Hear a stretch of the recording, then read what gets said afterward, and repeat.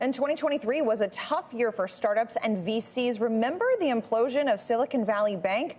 So what's next? Our Julia Boorstin joins us now with a look. You'd think that the VC ecosystem would have done better given what we were just talking about with the publicly traded Magnificent Seven comparables that are in the stock market.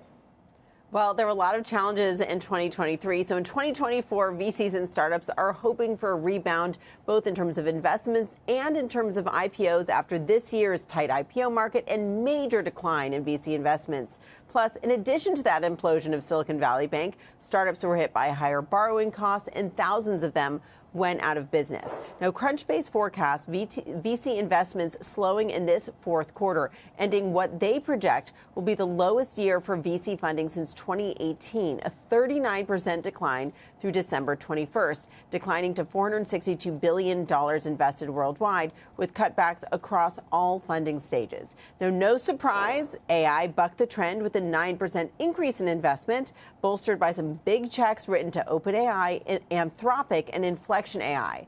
Some other categories, insurtech, semiconductor, and battery tech companies also marked gains, while Web3, fintech, and e-commerce saw big declines in investment. Now, next year, VC fundraising is expected to increase to a level comparable with 2020, according to PitchBook. And investors have plenty of dry powder. More than 4,000 funds were raised since the beginning of 2020. The lower valuations we're seeing now may look to investors like a good opportunity. This, according to PitchBook, which also projects that the number of VC firms will likely wane over the next few years. Now, both PitchBook and Crunchbase forecast a return for some IPOs next year, but investors focus more on profitability rather than growth. Startups that can delay an IPO until 2025 may do so. But with close to 1,500 companies with valuations of $1 billion or more, there is a big backlog of companies ready to go public. Leslie? Yeah, Julia, there's that rigid focus on profitability over top line growth that's really existed for much of the last 2 years. There's also this psychology component where executives didn't want to be that company that went public right before there was some kind of a recession. That was really in the minds of a lot of startups and advisors, and at least the beginning part of the year. But now that the recession kind of seems further and further on the horizon, not as imminent perhaps, does that kind of change the equation psychologically for a lot of executives in making their VC decisions, IPO decisions, just kind of given what's going on in the macro backdrop?